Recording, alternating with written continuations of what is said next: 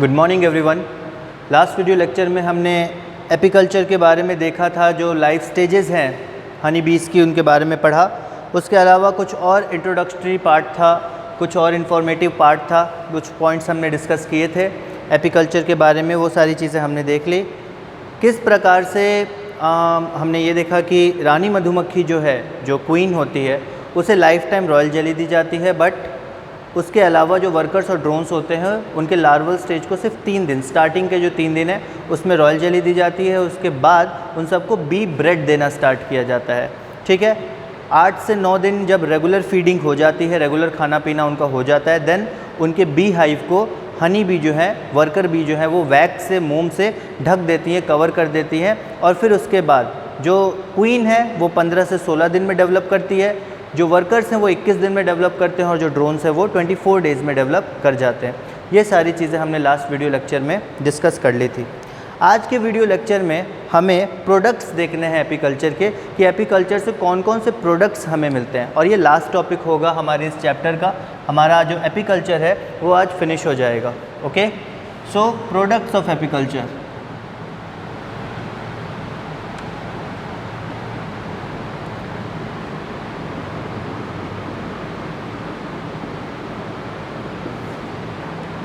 Products of apiculture की अगर अपन बात करें तो टोटल 7 प्रोडक्ट्स के बारे में हमें पढ़ना है।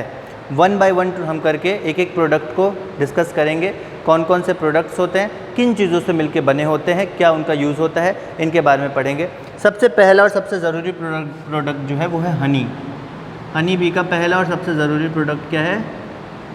हनी, शहद। ठीक है, हनी की बात करें तो जो बीज हैं, जो मधुमक्खियां हैं, वो क्या करती हैं? पौधों के पास जाती हैं, उनसे फ्लावर्स के पास जाती हैं, उनसे नेक्टर, उनसे प्लांट सैक, उनसे फ्लावर जूस, पॉलन, ये सारी चीज़ें चूस के वापस लेके आती हैं। ठीक है, अपने इंटेस्टाइन में भर के लाती हैं, माउथ में, और जो भी स्टोरेज पार्ट होता है वहाँ पे भर के लाते हैं, और जाके अपने बी हाइव में, जाके अपने हनी कॉम्ब में उस चीज़ को स्टोर करके रखते हैं। ठीक है,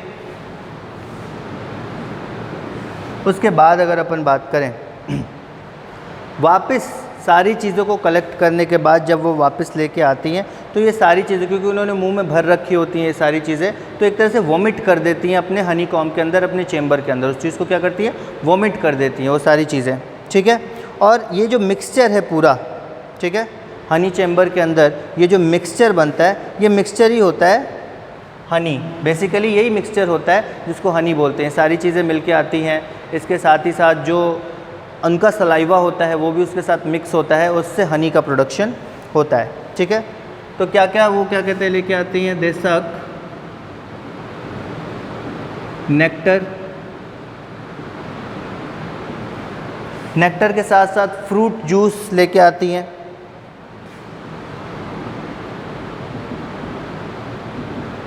फ्रूट जूस, पॉलन, ये सारी चीज़ें जो है वो लेके आती हैं। ठीक है,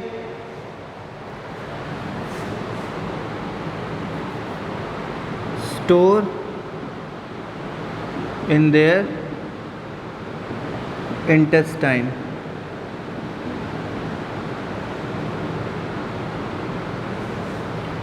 तो ये जो सारी चीज़ें हैं ये अपने माउथ में रखती हैं, इंटेस्टाइन में चला जाता है और वहाँ पे स्टोर करके रखती हैं। मतलब यहाँ पे इन चीज़ों का डाइजेशन नहीं होता। इसलिए हमने पहले भी बोला था कि सेमी डाइजेस्टेड मटेरियल जो है उसको वो मुंह से बाहर निकालती हैं, semi digested, not fully digested. तो इसीलिए ये इंटेस्टाइन तक चला गया, फुल्ली डाइजेस्टेड नहीं है, सेमी डाइजेस्टेड है। इसको वहाँ पर स्टोर करके रखती हैं इंटेस्टाइन में, और जब वो बी हाइव में वापस आती हैं, छत्ते में वापस आती हैं, तो इन चीज़ों को वापस वॉमिट कर देती हैं बाहर की तरफ। ठीक है, हनी स्टमक बोलते हैं, हनी स्टमक। ठीक है, उसके बाद बी हाइव में वापस आने के बाद they vomit this mixture in honey chamber. After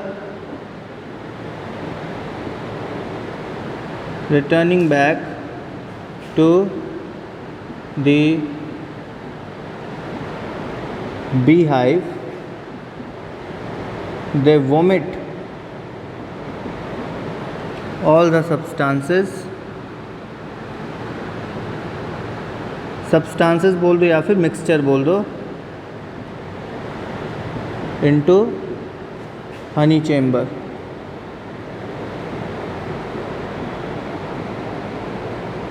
ठीक है, जैसे ही वो वापस आती हैं अपने बी हाइव में, अपने छत्ते में, तो सारी चीज़ों को जो उन्होंने अपने इंटेस्टाइन में स्टोर करके रखा होता है उसको उगल देती हैं या फिर उल्टी कर देती हैं। ठीक है, हनी चेम्बर के अंदर।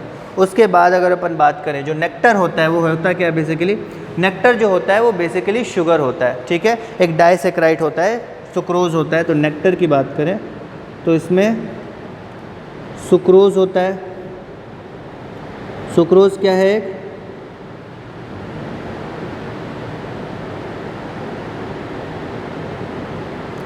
सुक्रोज जो है एक डाइसेक्राइड है। ठीक है, सुक्रोज जो है डाइसेक्राइड है, तो इसको ब्रेक डाउन करना पड़ता है। ठीक है, अब बी सलाइवा जो है, सलाइवरी एमेलेज, ये नेक्टर पे एक्ट करता है। जो नेक्टर ये भर के लाते हैं वो नेक्टर डाइसेक्राइड होता है, और जो बी सलाइवा है, सलिवरी अमाइलेज है इनके माउथ पार्ट के अंदर, वो जो है उस नेक्टर पे एक्ट करता है और नेक्टर को तोड़ देता है फ्रुक्टोज और ग्लूकोज में, जो कि मोनोसेक्राइड है। ठीक है, सो बी सलाइवा जो कि सलिवरी अमाइलेज है, एंजाइम है,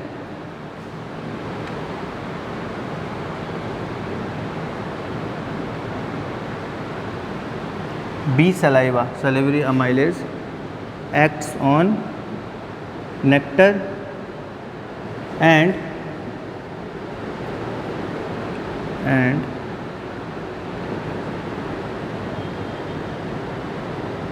break down it into, किस में तोड़ता है, ग्लूकोज एंड फ्रक्टोज, ग्लूकोज और फ्रक्टोज में तोड़ देता है, जो कि मोनोसेक्राइड है। ठीक है, सो जो बी सलाइवा है, नेक्टर जो है वो अपने माउथ में भर के लाते हैं। माउथ में नेक्टर भरेंगे तो उनका जो सलाइवा है वो उस नेक्टर के साथ मिक्स होगा। जैसे ही नेक्टर के साथ सलाइवा मिक्स होगा, जो सलाइवा में सलिवरी अमाइलेज एंजाइम है वो नेक्टर पे एक्ट करेगा, रिएक्शन होगी, जो नेक्टर डाइसेक्राइड है वो टूट जाएगा मोनोसेक्राइड में। ठीक है, ग्लूकोज में, फ्रुक्टोज में टूट जाएगा। अब हनी की हम कॉम्पोजिशन देखते हैं कि हनी की क्या कॉम्पोजिशन है, कौन कौन सी चीज़ें मिलके हनी बनता है।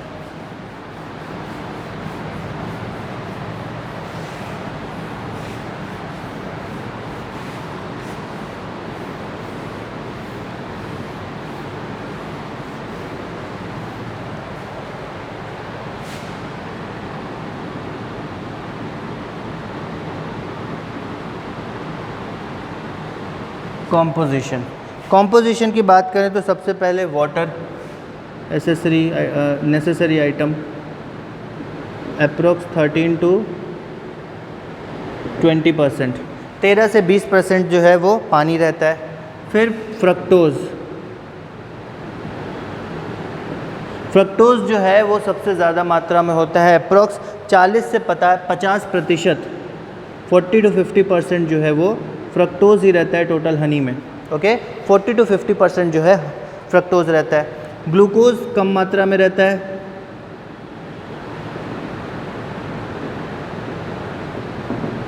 2 से 3% ग्लूकोज मौजूद रहता है। वाटर 13 से 20%, फ्रक्टोज 40 से 50%, ग्लूकोज 2 से 3%, माल्टोज रहता है 7 से 8%,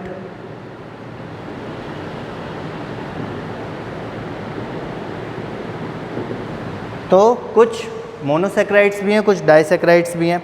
एसिड्स रहते हैं और प्रोटीन्स रहते हैं।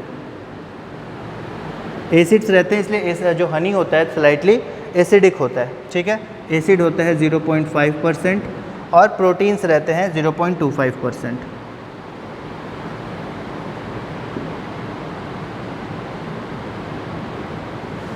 तो ये है हनी की आपकी कॉम्पोजिशन, जहाँ पे हमने देखा पानी 13 से 20%, फ्रक्टोज 40 से 50%, सबसे ज़्यादा मात्रा फ्रक्टोज की होगी। ग्लूकोज 2 से 3%, माल्टोज 7 से 8%, एसिड रहता है 0.5%, इस कारण से जो हनी है वो स्लाइटली एसिडिक होता है, और प्रोटीन्स मौजूद होते हैं 0.25% के आसपास। ठीक है, ये थी बात आपके हनी की। अब आते हैं दूसरे प्रोडक्ट पे। हमने पहले डिस्कस किया था कि टोटल 7 प्रकार के प्रोडक्ट जो हैं वो हमें पढ़ने हैं एपीकल्चर के। पहला हो गया हनी, आई होप आपने लिख लिया होगा। सेकेंड प्रोडक्ट जो कि हनी बी का नेचुरल प्रोडक्ट है, that is B wax.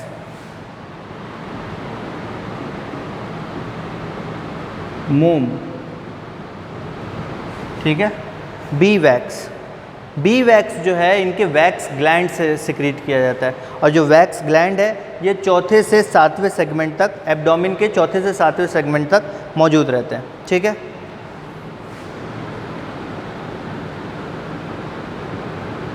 Secreted through wax gland. Wax gland की अगर अपन बात करें तो कहाँ रहते हैं? They are present from 4th to 7th segment या abdominal segment. Present in 4th to 7th abdominal segment. They are present from 4th to 7th abdominal segment. ठीक है, तो पेयर में पाए जाते हैं 4, 5, 6, 7, चौथे सेगमेंट में, 5वें सेगमेंट में, छठे सेगमेंट में, 7वें सेगमेंट में, सब में 2-2 होते हैं। टोटल 8 वैक्स ग्लैंड जो है पाए जाते हैं। Total 8 wax glands are present. Total जो है 8 वैक्स ग्लैंड जो है वो मौजूद रहते हैं। ठीक है, वैक्स जो है वो हनी का नेचुरल प्रोडक्ट है। Wax is the natural product of honey bee. और नेचुरल प्रोडक्ट बोलने का मतलब इसका प्रोडक्शन इसी के अंदर होता है। हनी की बात करें तो उसके लिए तो बाहर से सामान लाना पड़ता है, उसको एक जगह जमा करना पड़ता है, इकट्ठा करना पड़ता है, मिक्स करना पड़ता है, तब जाके हनी प्रोड्यूस होता है। पर जो वैक्स है वो इनके अंदर ही शरीर में प्रोड्यूस होता है और डायरेक्ट सेक्रीट होता है। ठीक है, उसके बाद अगर बात करें थर्ड पॉइंट, दूसरा हो गया बी वैक्स। तीसरे पॉइंट पे आते हैं, that is third point is Honey due. Honey due. Honey due की बात करें तो हनी ड्यू जो है प्लांट जूसेस में जब नेक्टर मिक्स होता है, और कुछ नहीं मिक्स होगा, प्लांट जूस प्लस नेक्टर, ये होता है हनी ड्यू। तो इसकी बात करें तो that is plant juice plus nectar. ये आप लिख लो, प्लांट जूस प्लस नेक्टर, ये होता है आपका हनी ड्यू। ठीक है, इसका स्टोरेज जो होता है वो गट में होता है। स्टोरेज कहाँ होता है? गट में।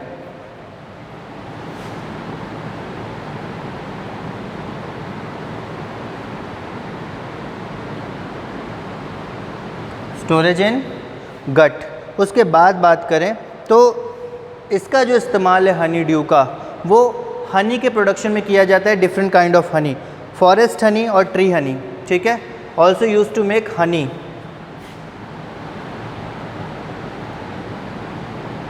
also used to make honey। that is कौन कौन सी हनी है? फॉरेस्ट हनी, फॉरेस्ट हनी के साथ साथ tree Honey.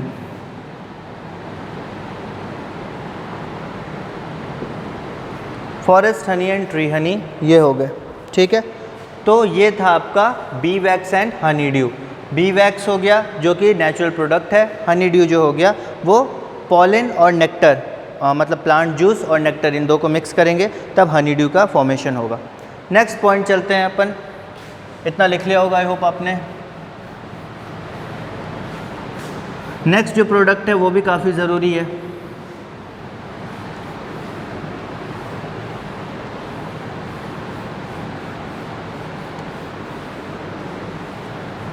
Next product is bee bread.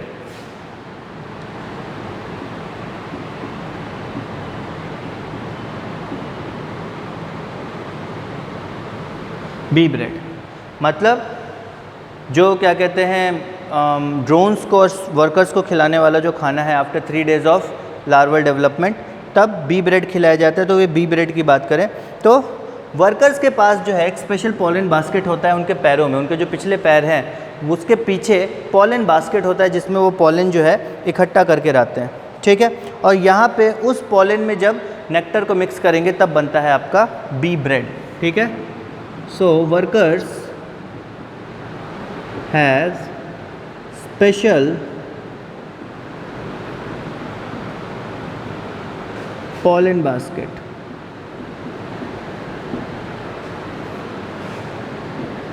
कहाँ होता है ये? हाइंड लेग्स में, पीछे वाले पैरों में, ठीक है। वर्कर के पास स्पेशल pollen basket होता है हाइंड लेग्स में, वहाँ पे they store pollen grain there. अब उड़ के मधुमक्खियाँ जाती हैं, पॉलन चुनती हैं, तो उस जगह पे जमा कर लेती हैं, स्टोर कर लेती हैं और वापस अपने छत्ते में आ जाती हैं, ठीक है। सो पॉलन ग्रेन को वहाँ स्टोर किया जाता है। और बी ब्रेड होता क्या है? वही pollen grain plus nectar.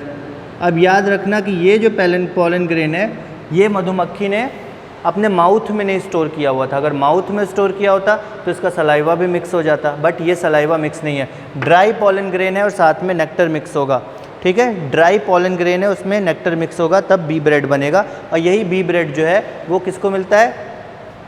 Workers को और ड्रोन्स को। यही बी ब्रेड जो है वर्कर्स को और ड्रोन्स को दिया जाता है। नेक्स्ट बात करें फिफ्थ की। फिफ्थ अपना जो प्रोडक्ट है that is propolis.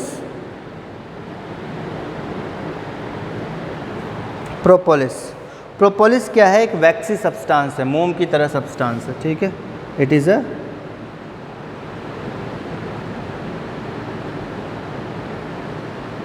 Vaccine substance. अब यहाँ पे आगे बात करें, ये जो है प्रोपोलिस वैक्स की तरह सब्सटेंस है। मधुमक्खी का जो छत्ता है उसकी रिपेयरिंग के काम आता है। मधुमक्खी के छत्ता कहीं से टूट गया, बीच में से दीवार टूट गई, कुछ डैमेज हो गया, तो ये उसकी वॉल्स को रिपेयर करने के काम आता है, ठीक है। So it is waxy substance used for repairing of wall of honeycomb, used to repair walls of honeycomb. मधुमक्खी के छत्ते की जो दीवारें होती हैं उसको रिपेयर करने में ये काम आता है। उसके बाद मेडिसिन के तौर पे भी प्रोपोलिस यूज़ किया जाता है। Also use to make medicine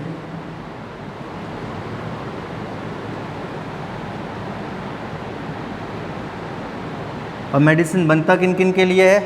asthma के लिए और टॉन्सिलाइटिस के लिए। अस्थमा एंड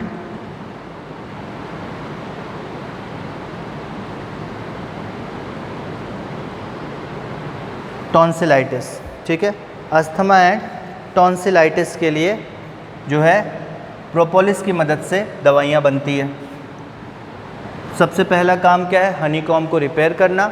दूसरा काम क्या है? दवाइयों को मैन्युफैक्चरिंग में हेल्प होना। दवाइयों में मिलाया जाता है ये प्रोपोलिस, तब जाके अस्थमा की कुछ दवाइयाँ और टॉन्सिलाइटिस की कुछ दवाइयाँ जो है उनका प्रोडक्शन हो पाता है। प्रोपोलिस के बाद नेक्स्ट आता है रॉयल जेली, जिसके बारे में आप सबको पता है, फिर भी हम पढ़ते हैं एक बार और। 5 प्रोडक्ट हो गए, 2 प्रोडक्ट और बचे हुए हैं।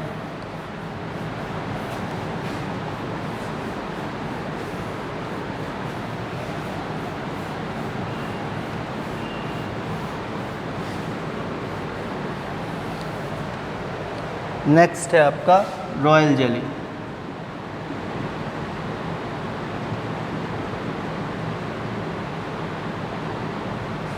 रॉयल जेली क्या होता है? क्वीन का भोजन है, ठीक है। रॉयल जेली जो है सबसे पहले क्या है? Food of queen. बी, रानी मधुमक्खी जो है उसका भोजन है लाइफ टाइम रानी मधुमक्खी को रॉयल जेली खिलाया जाता है। ठीक है, रॉयल जेली में एंटी एजिंग प्रॉपर्टीज़ होती है, ये चीज़ याद रखो।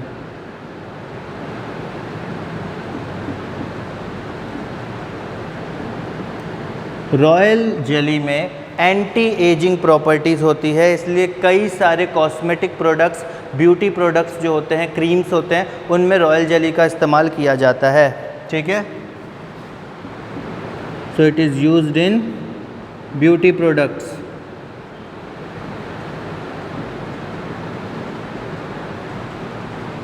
सो रॉयल जेली जो है उसके अंदर एंटी एजिंग प्रॉपर्टीज़ होती है, and this royal jelly is also been used in some cosmetic industries or in some beauty products.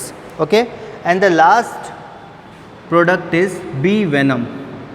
We had already discussed in the previous video about the bee venom, that is epitoxin. So bee venom, bee venom की अगर अपन बात करें तो क्या है, एपोटॉक्सिन है।